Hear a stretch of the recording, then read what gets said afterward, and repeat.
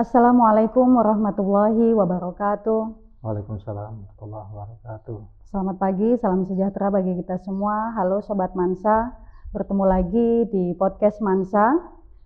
Kali ini kita kedatangan tamu yang sangat terhormat dari Kantor Kementerian Agama Kabupaten Bolaang Mongondo, yaitu Bapak Kepala Kantor Kementerian Agama Kabupaten Bolaang Mongondo, Bapak Haji Sabri Makmur Bora SAG MPD. Assalamualaikum Bapak. Waalaikumsalam. Selamat datang di podcast Mansa. Ini mungkin pertama kalinya Bapak podcast bersama kami. Di sini Man 1 Bolaang Mongondo Plus Keterampilan saat ini dikunjungi atau mendapat kunjungan dari Kantor Kementerian Agama Kabupaten Bolaang Mongondo, khususnya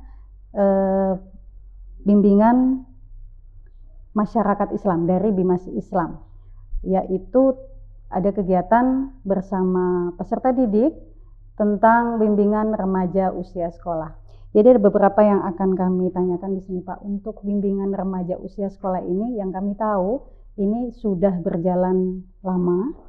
Nah, apa sih sebenarnya bimbingan remaja usia sekolah itu sendiri Pak? Supaya pemirsa yang ada di luar juga tahu, bukan cuma anak madrasah saja yang tahu. Silakan Ya, Pak. baik.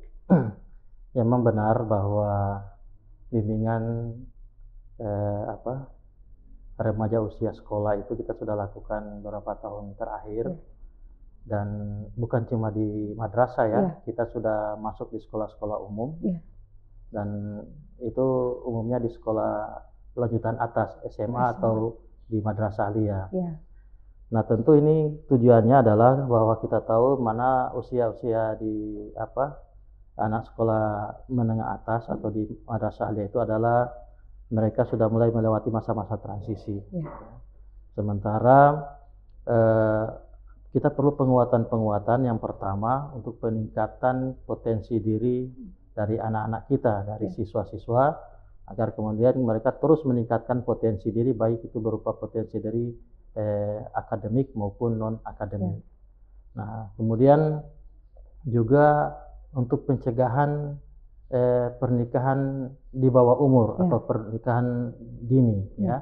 Karena banyak kejadian sekarang, ya, apalagi sekarang dengan munculnya informasi-informasi yang sudah gampang diakses melalui media sosial, sehingga kemudian ada yang berdampak negatif, ada juga yang berdampak positif. Yang berdampak negatif inilah yang sebaiknya disaring oleh kita melalui penguatan-penguatan begini kepada anak sekolah, pada siswa-siswa, agar kemudian mereka konsentrasinya adalah untuk belajar, melanjutkan pendidikan ke lebih tinggi lagi setelah selesai di aliyah atau di SMA. Tidak kemudian terganggu dengan persoalan pergaulan yang bisa menjebak mereka pada pernikahan yang masih dikatakan di usia ini, sehingga mental mereka itu belum siap. Kemudian Pak, ini kan kalau dari instansi bimbingan masyarakat Islam, sasarannya itu adalah anak madrasah atau sekarang malah sudah ke sekolah lanjutan umum. Nah, kalau untuk seperti ini Pak, kita tahu bahwa ada anak-anak di luar sana juga yang memang harus dibimbing oleh Bimas Islam ini ya Pak ya, yang tidak sekolah Pak di masyarakat. Kita kan sering dengar berita anak umur 13 tahun yang memang mungkin ekonominya tidak mampu untuk melanjutkan sekolah, mereka di masyarakat itu tidak mendapat bimbingan seperti itu. Apakah ada gebrakan atau memang ada kegiatan khusus juga mungkin dari KUA atau seperti apa untuk masyarakat di luar yang tidak bersekolah Pak? Iya. Sebetulnya salah satu tujuan juga dari BRUS ini atau bimbingan remaja usia sekolah adalah untuk mencegah supaya anak-anak kita itu tidak putus sekolah. Ya, salah satunya supaya anak-anak kita tidak putus sekolah, kemudian meningkatkan kualitas mereka, kemudian keterampilan. Makanya saya sampaikan tadi di sini bahwa bersyukurlah yang sekolah di madrasah aliyah plus keterampilan karena setelah keluar di sini sudah ada modal untuk bisa hidup mandiri. Namun sama dengan pertanyaan tadi bahwa di luar sana ternyata sudah ada anak-anak kita yang sudah putus sekolah, ya, saya tidak tahu apakah itu umurnya putus sekolahnya itu di sekolah menengah pertama atau mungkin ada di sekolah dasar. maka itu kita Kementerian Agama hanya bisa memberikan bimbingan-bimbingan melalui penyuluhan. Kita berdayakan penyuluh kita, ya. Itu semua agama. Kita kan ada penyuluh agama Islam, agama Kristen, agama Hindu. Yang jelas bahwa penyuluhan yang disampaikan, bimbingan-bimbingan yang disampaikan oleh para penyuluh kita itu untuk mengarahkan bagaimana supaya mereka tidak membuat sesuatu yang bisa katakanlah mengabaikan kemanusiaan, atau berbau kekerasan, atau kebencian, atau menyampaikan berita-berita hoax. Itu yang kita sampaikan sehingga kemudian tercipta kerukunan. Bukan mereka pemicunya, ya. Ketika terjadi konflik, bahkan bukan mereka yang menjadi pemicunya, tapi justru kita arahkan agar mereka bisa paham tentang bagaimana pentingnya kerukunan di bumi Nusantara ini, khususnya di Pulau Mongondo, sehingga mereka malah kalau bisa kita terus godok, ya, kita berikan bimbingan-bimbingan sehingga nantinya justru mereka inilah bisa menjadi aktor-aktor kerukunan di daerah mereka masing-masing. Jadi memang kita mengharapkan memang ada penyuluhan khusus, apalagi anak-anak di kampung-kampung itu kan Pak, banyak yang memang tidak mampu untuk bersekolah, akhirnya mereka juga minim informasi tentang pernikahan usia dini. Kemudian untuk pesan Bapak lah, harapan untuk anak-anak madrasah ini sebaiknya seperti apa untuk menghindari lah dari pernikahan usia sekolah. Saya berharap bahwa anak-anak kita itu tadi saya sampaikan bahwa pernikahan itu adalah salah satu tujuan hidup kita. Agama juga kan menganjurkan bagi kita untuk menikah. Tapi tentu dengan syarat-syarat sudah punya kematangan, baik itu secara mental, spiritual maupun fisik. Itu sudah harus siap semuanya, sehingga kemudian ketika mereka menikah itu tidak lagi ada kendalanya masalah ekonomi, ya, masalah agamanya dan lain sebagainya. Mereka sudah betul-betul siap untuk menjalani pernikahan. Makanya saya sampaikan pada anak-anak kita, pada siswa-siswa, bahwa konsentrasi sekarang ini adalah untuk mencapai cita-cita yang sudah digatungkan setinggi mungkin. Dari SD mungkin sudah ada cita-cita, kemudian bertahap itu dilakukan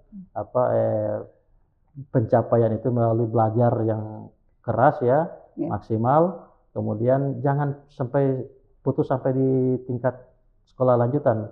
Tapi saya berharap anak-anak kita itu terus melanjutkan pendidikannya di tingkat yang lebih tinggi lagi, di perguruan tinggi dimanapun, sesuai dengan kompetensi yang mereka miliki dan sesuai dengan keinginan mereka.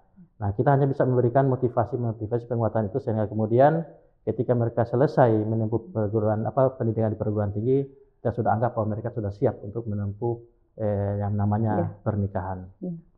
Ini yang terakhir itu Pak, minta pendapatnya atau kesannya dengan madrasah kami ini, di mata Bapak seperti apa sih madrasah kita ini? Gitu. Ya, madrasah MAN 1 ya, plus keterampilan ini sebetulnya suatu yang sangat mempunyai potensi yang sangat besar, ya, karena di dataran Mopuya bahkan di Pulau Mongondo, MAN ini kan yang negeri ini baru ini, baru MAN 1. Ada yang satunya MAKN. Nah, di dataran Dumoga ini kan ini satu-satunya. Maka saya optimis ke depan ini akan bisa maju. Tentu harus didukung oleh fasilitas ya yang memadai, yang bisa menjadi magnet untuk orang tua ataupun anak-anak untuk melanjutkan pendidikan di madrasah ini. Terus kembangkan potensi dan kompetensi guru, ya, sehingga kemudian prestasi-prestasi itulah yang bisa menarik minat dari calon-calon peserta didik. Saya berharap supaya ke depan prestasi di madrasah ini terus terlihat, ya. Kemudian kalau ada prestasi jangan cuma didiamkan, sampaikan, sosialisasikan ke masyarakat bahwa MAN 1 plus keterampilan ini punya prestasi. Itulah yang menjadi magnet, menjadi penarik untuk si adik-adik atau calon siswa untuk datang sekolah di sini. Dan saya optimis ke depan MAN 1 plus keterampilan ini akan semakin maju lagi. Amin, insya Allah Bapak, dengan dukungan berbagai pihak, dan ini seperti sekarang ini podcast dan segalanya semua yang kita lakukan di media sosial itu kita sudah setiap hari sepertinya itu kayak mengupload kegiatan-kegiatan itu tujuannya seperti itu, ingin supaya madrasah kita ini yang berada di ujung desa seperti ini Pak bisa dikenal oleh masyarakat luas dan tidak kalah juga dengan sekolah-sekolah lain, karena biasanya kalau anak-anak di sini itu eh, karena sekolah di kampung biasanya minder Pak dengan yang sekolah di kota, itu seperti apa itu Pak? Ya, jadi coba diberikan contoh. Ya, alumni dari sini yang sudah berhasil. Kan ada alumni yang sudah berhasil, sudah banyak yang berhasil. Itu diberikan contoh bahwa sekolah di kampung dengan di kota itu, yang di kota itu tidak mutlak bahwa kita akan berhasil ke depan, sukses ke depan. Itu tergantung dari orangnya, bukan dari sekolah. Sini juga kelihatan kualitasnya, bahwa kualitas madrasah kita itu tidak kalah dengan madrasah yang ada di kota. Itulah tadi perbincangan kami dengan Bapak Kepala Kantor Kementerian Agama Kabupaten Manado. Saya akhiri, wassalamualaikum warahmatullahi wabarakatuh. Waalaikumsalam.